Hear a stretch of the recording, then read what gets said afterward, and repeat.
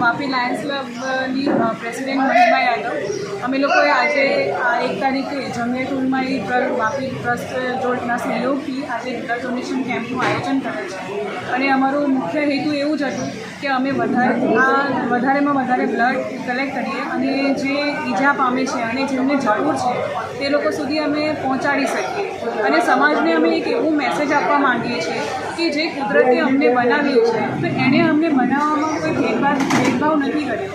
અમને બ્લડનો કલર એક જ છે, રેડ. તે બધામાં એક જ કલરનો બ્લડ દોડે છે.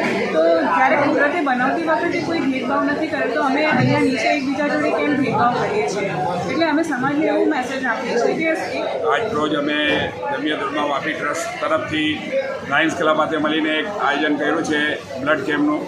એ અમારે 150ની ટાર્ગેટ છે. 150થી ઉપર જેટલા થાય તેટલું અમને સારું રહેશે અને અમે પહેલી વખત કર્યું છે જમિયત ઉલમા મુસ્લિમ સમાજ તરફથી. જે પહેલે હિચકિચાતા હતા બ્લડ આપવા માટે, હવે અમે ખુલીને બધાને સમજાવીને અહીંયા બ્લડ કેમ્પ પહેલો કર્યો છે. હવે વારંવાર 3 મહિને કરવું એવી અમને આશા છે અને બધા મળીને હિન્દુ મુસ્લિમ બધા મળીને અહીંયા સમગ્ર સમાજ એકતાની મિસાલ છે એ રીતે અમે લોકો બ્લડ આયોજન કર્યું છે. એવી રીતે ચાલતું રહે એવી રીતે અમે લોકો દુઆ કરીએ બધાને.